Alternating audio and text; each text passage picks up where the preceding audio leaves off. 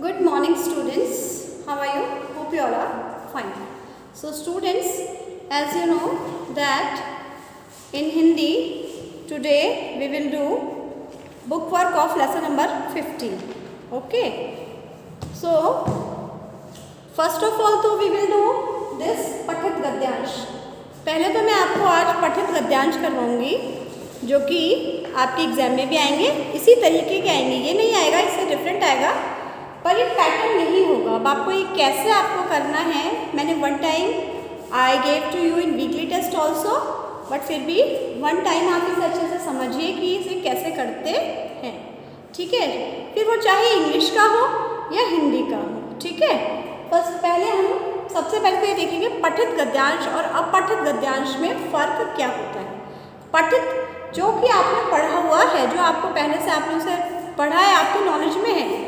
और अपठित में हम कुछ भी दे सकते हैं, कोई स्टोरी की 4 लाइन भी दे सकते हैं, कुछ भी दे सकते हैं, कोई निबंध में से 4 लाइनें निकाल के दे सकते हैं, फिर आपको उसमें से वो करना होता है, यानी कि जो आपने पहले कभी नज़रों में नहीं आया हो, नहीं पढ़ा. ठीक है, नाउ स्टार्ट.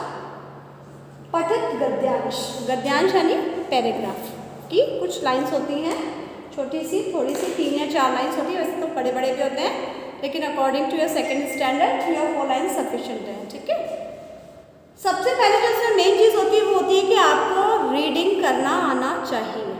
अगर आपको रीडिंग करना आता है तभी आप किसी भी पठित या अपठित गद्यांश को कर सकते हैं. अगर आपको रीडिंग करना नहीं आता तो सिर्फ आप आइडिया से उसे कर सकते हैं, अपने अंदाजे से, जो कि वो रॉन्ग ही होता है. इसलिए सबसे पहली नीड जो पठित और अपठित गद्यांश की है वो ये है कि आपको पढ़ना आना चाहिए, रीडिंग करना आना चाहिए, whether the passage is in English और हिंदी, चाहे वो हिंदी में हो चाहे वो इंग्लिश में हो. क्योंकि पठित गद्यांश में जो आपको गद्यांश की कुछ लाइनें दी जाती हैं, इन लाइनों को आपको पढ़ना होता है, फिर उसके अकॉर्डिंग इन क्वेश्चंस जो आपको दिए जाते हैं उन क्वेश्चंस को रीड करके आपको इसी में जो आंसर है उन्हें फाइंड आउट करके लिखना होता है. इसलिए इसमें रीडिंग बहुत ज़रूरी है. ठीक है, नाउ लेट्स स्टार्ट. यूनान राज्य की राजधानी है एथेंस. अब यूनान राज्य की राजधानी क्या है? एथेंस है. एथेंस के बीचों बीच एक सुनहरी प्रतिमा लगी हुई थी. जैसा कि आपने लेसन नंबर 15 में अभी पढ़ा ही है, ताज़ा लेसन अभी मैंने आपको पढ़ाया था, इसी वजह से मैंने इसी में से दिया है ताकि ये आपके माइंड में रहे. तो एथेंस के बीचों बीच एक सुनहरी मीन्स गोल्डन, प्रतिमा मीन्स स्टैचू, तो एक गोल्डन स्टैचू लगा हुआ था. उस प्रतिमा पर, वहाँ पर उस प्रतिमा, उस मूर्ति पर क्या थी खासियत? उस पर बहुत ही कीमती चीज़ें लगी हुई थी. क्या क्या? लाइक हीरे, मोती और सोने चांदी जड़े हुए थे. किनसे बनी हुई थी वो मूर्ति? हीरे, मोती, सोना, चांदी, इनसे बनी हुई थी. यह प्रतिमा यूनान के राजकुमार की थी. प्रतिमा किसकी थी? प्रतिमा यूनान के राजकुमार की थी. वह सबकी मदद किया करता था. ये लाइन इसके अंदर आई थी कि वह सबकी मदद किया करता था. तो ये छोटा सा एक पैराग्राफ है, गद्यांश है, जो 2 और 3 लाइन्स का है कि यूनान राज्य की राजधानी है एथेंस. एथेंस के बीचों बीच एक सुनहरी प्रतिमा लगी हुई थी. उस प्रतिमा पर हीरे, मोती और सोने चांदी जड़े थे. यह प्रतिमा यूनान के राजकुमार की थी. वह सबकी मदद किया करता था. ओके, इसके बाद हम आते हैं नंबर फर्स्ट. देखिए, आपने पैराग्राफ पढ़ लिया, आपको समझ में आ गया. ठीक है, अब इसमें प्रश्न, सबसे पहला क्वेश्चन हमारा क्या है कि इन प्रश्नों के हमें उत्तर देने हैं. यहाँ पर एक लाइन लिखी है कि एक शब्द में उत्तर दीजिए. जहाँ तक हो सकता है आप इन प्रश्नों के उत्तर एक शब्द में ही दीजिए, चाहे वो हिंदी का हो और चाहे इंग्लिश का. आप 1 सेंटेंस में आंसर लिखते हैं तो वो भी गलत नहीं माना जाता, वो भी सही है, but give answer in only 1 word. Okay, आपको यहाँ पर लिखा है तो आपको 1 वर्ड में देना ही है. प्रश्न नंबर 1 देखिए, यूनान राज्य की राजधानी क्या है? अब यूनान राज्य की राजधानी क्या है? आपने पढ़ा है, आपने लाइन फर्स्ट में ही पढ़ा है. यहाँ पर देखिए कि यूनान राज्य की राजधानी है एथेंस. क्या है? एथेंस. क्या है? एथेंस. तो जब आपको अगर रीडिंग करना होता है तभी तो आप इससे पढ़ो, इसको पढ़ के आप लिख सकोगे. अब आपको रीडिंग ही नहीं आएगा तो आप कैसे करोगे आंसर? इसलिए रीडिंग बहुत ज़रूरी है। तो हम यहाँ पर आंसर लिख देंगे Athens. Okay, now come to question number 2। Athens के बीचों बीच क्या लगी हुई थी? एथेंस के बीचों बीच क्या लगी हुई थी? यहाँ ये नहीं पूछा कि किसकी मूर्ति लगी थी, यहाँ पूछा है कि क्या लगी हुई थी। आंसर में देखिए, पढ़िए। एथेंस के बीचों बीच एक सुनहरी प्रतिमा लगी हुई थी। तो आपको आंसर क्या लिखना है? सुनहरी प्रतिमा लगी हुई थी। आंसर लिखना है सुनहरी प्रतिमा, यानी golden statue. Now come to the third question. वह प्रतिमा किसकी थी? अब हमसे पूछा गया है कि वह प्रतिमा किसकी थी, तो हमें आंसर लिखना है। इसमें आंसर देखिए लिखा है कि यह प्रतिमा यूनान के राजकुमार की थी। किसकी थी? यूनान के राजकुमार की। तो हमें यहाँ लिखना है यूनान के राजकुमार की। तो इस तरीके से इसमें हमने देखा कि आपने पहले तो इसको रीड किया है और रीड करने के बाद आपने इसे समझा है। समझने के बाद जो इसमें क्वेश्चंस दिए गए हैं उनके आपने आंसर्स यहाँ पर लिखे हैं। अब इन्हीं में से हम आपको फिल इन द ब्लैंक्स भी दे सकते हैं, इन्हीं में से हम आपको वचन बदलो भी दे सकते हैं, एक वचन बहुवचन। इनमें से हम आपको स्त्रीलिंग पुल्लिंग भी दे सकते हैं, फिलअप्स भी दे सकते हैं, हम वाक्य बनाओ भी दे सकते हैं। जैसे हमने कोई भी एक शब्द ले लिया, सोने, सोने से वाक्य बनाइए, है ना। चांदी ले लिया, या हमने प्रतिमा ले लिया, राजकुमार ले लिया, इनसे आप वाक्य बनाइए। ऐसे भी आ सकता है, कुछ भी आ सकता है, पर आएगा वो रिलेटेड, इसी से रिलेटेड आएगा। ओके, नाउ नंबर 2 देखिए, रिक्त स्थान भरिए, यानी कि खाली स्थान भरने हैं। नंबर 1 देखो, वह सबकी डैश किया करता था। खाली स्थान है, वह सबकी क्या किया करता था? देखो आप पढ़ो इसको, वह सबकी मदद क्या करता था? मदद किया करता था। तो हमें यहाँ पर क्या करना है? इसमें लिखना है वह सबकी मदद किया करता था। ओके, नाउ सेकंड, उस प्रतिमा पर डैश, बहुत सारे डैश है, 4 है, 4 खाली स्थान है, जड़े थे। अब उसमें क्या जड़ा था? जबकि आप इसको पढ़ेंगे तो आपको पता चलेगा उस प्रतिमा पर हीरे, मोती, सोने और चांदी जड़े थे। तो यही हमें यहाँ पर फिल करना है, हीरे, मोती, सोने, चांदी। इस तरीके से आपको फिल इन द ब्लैंक्स आएंगे। Okay, now come to the question number 3। एक को अनेक में बदलिए। एक और अनेक क्या होता है बेटा? वचन बदलो। कोई चीज़ एक होती है, बहुत सारी भी होती है। पंखा, पंखे, ताला, ताले, ठीक है, साड़ी, साड़ियाँ, लाइक दैट। तो राजधानी, इसमें एक वर्ड आया राजधानी, ठीक है। किसी भी देश की, हर देश की राजधानी होती है। जैसे हमारे भारत की राजधानी क्या है? दिल्ली, ठीक है। तो राजधानी, राजधानियाँ, राजधानी, राजधानियाँ, बहुत सारी राजधानियाँ, बहुत सारे देशों की राजधानी। प्रतिमा, एक प्रतिमा, प्रतिमाएं, बहुत सारी प्रतिमाएं। तो ये हो गया आपका एक का अनेक में बदलिए, या वचन, एक वचन और बहुवचन। एक वचन यानी एक, बहुवचन यानी बहुत सारे, बहुत सारे। नंबर 4 देखिए, लिंग बदलिए, ठीक है। लिंग बदलने हम ये तब करवाते हैं इसलिए क्वेश्चन जब ऐसे कोई वर्ड आते हैं। इसमें 2 वर्ड आए थे, देखिए राजकुमार, तो राजकुमार से राजकुमारी, राजकुमार और राजकुमारी, ठीक है। स्त्रीलिंग और पुल्लिंग, पुल्लिंग और स्त्रीलिंग हो गया।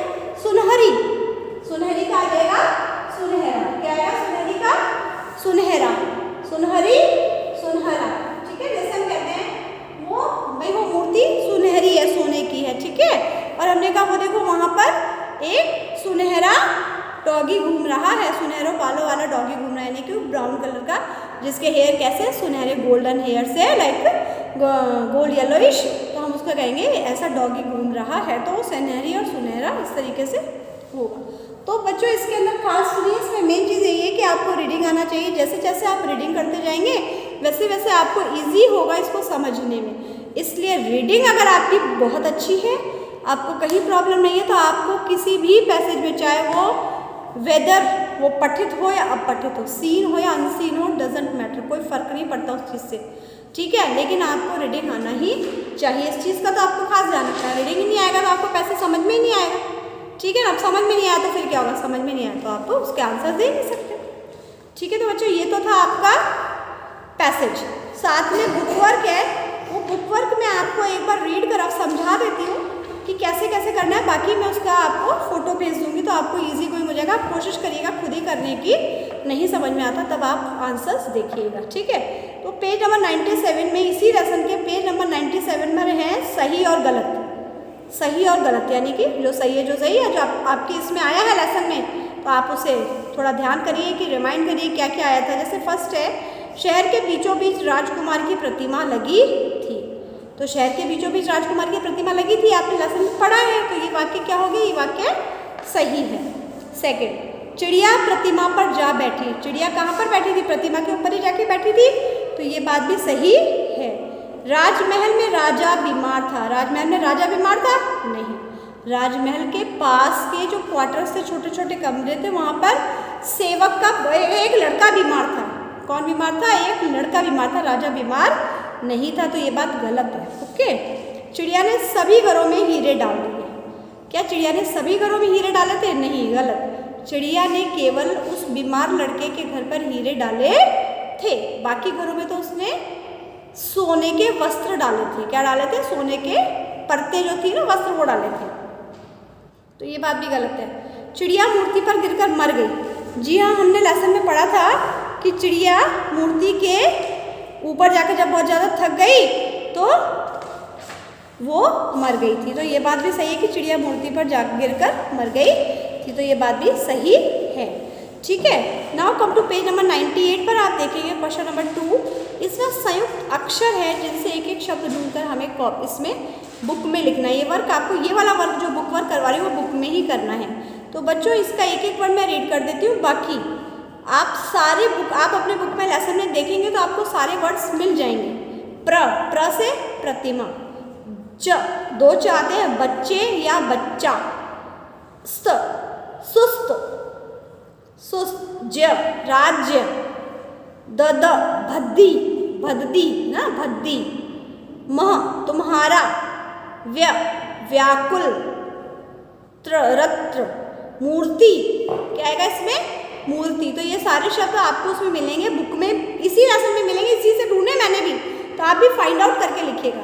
मैं आपको सेंड तो कर दूंगी, बट फर्स्ट यू फाइंड। अब है क्वेश्चन नंबर 3 इसी के अंदर कि इन वाक्यों में रेखांकित शब्दों की पहचान संज्ञा, विशेषण या क्रिया के रूप में कीजिए। अब ये तीनों चीज़ें आप पढ़ चुके हैं। संज्ञा यानी नाम वाले शब्दों को संज्ञा कहते हैं।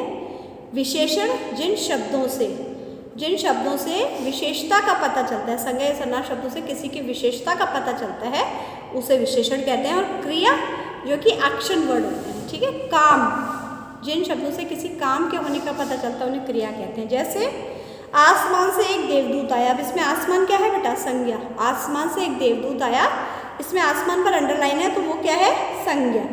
नंबर 2, उसकी माँ बहुत गरीब है, तो यहाँ पर आएगा विशेषण। क्या आएगा ये, विशेषण, क्योंकि उसकी गरीबी को बताया गया है, उसकी गरीबी के बारे में हमें बताया है, तो उसकी माँ की विशेषता बताई गई है एक तरीके की, वो बहुत गरीब है। लड़का शैतान था, लड़के की विशेषता बताई गई है कि लड़का कैसा था, शैतान, नॉटी, इसलिए विशेषण है। चिड़िया थक कर मूर्ति पर आ गिरी, चिड़िया संज्ञा है, ठीक है। प्रतिमा उनकी बातें सुनकर मुस्कुराई, यानी कोई काम हुआ, मुस्कुराने का काम हुआ, तो काम होने वाले शब्दों को क्रिया कहते हैं, तो ये क्रिया है। मैं यहाँ का राजकुमार था, राजकुमार क्या हो गई, संज्ञा हुई, ठीक है। इस तरीके से मैं आपको जो खाली जगह दे रखी है वहाँ पर ये लिखना है कि ये संज्ञा है, विशेषण है या फिर ये क्रिया है। लास्ट क्वेश्चन है टिक द करेक्ट वन। 3 शब्द आपको दिए गए, इसमें पहला जो शब्द है, पहला जो क्वेश्चन में 3 शब्द दिए गए हैं और आपसे पूछा गया है कि इसमें विशेषण शब्द कौन सा है, प्रतिमा, बीमार या देवदूत। बीमार, क्योंकि उस समय वो बीमार है, उसकी विशेषता बताई गई है इसमें, तो बीमार क्या होगा इसमें, बीमार। सेकंड है बेटा से मिलते जुलते अर्थ वाला शब्द कौन सा है, तो बेटा से मिलते जुलते वाला शब्द देखो, पुत्र, लड़का, बालक, पुत्र, क्या होगा, पुत्र। And the last one is number ग। इनमें से शुद्ध वाक्य, 3 वाक्य दिए गए हैं, शुद्ध वाक्य यानी कि सही वाक्य कौन सा है। चिड़िया राजमहल के पास गया, चिड़िया राजमहल के पास गए या चिड़िया राजमहल के पास गई, चिड़िया राजमहल के पास गई। Number 3rd one is correct. Okay, तो ये this is your book work, ये आपका बुक वर्क है, इसे आपको बुक में ही करना है। और ये जो पैसेज है, पूरा पैसेज आपको नोटबुक में नोट डाउन करना है और उसके साथ साथ ये आपको इसमें भी नोट डाउन करना है। फिर इसके बाद नेक्स्ट लेसन हम मंडे को पढ़ेंगे अब्दुल कलाम का, उसमें हम उस पूरे लेसन को पढ़ेंगे, समझेंगे, उसका वर्क करेंगे। उसके बाद उस लेसन से भी हम एक और सीन पैसेज करेंगे। Okay, now have a nice day, thank you.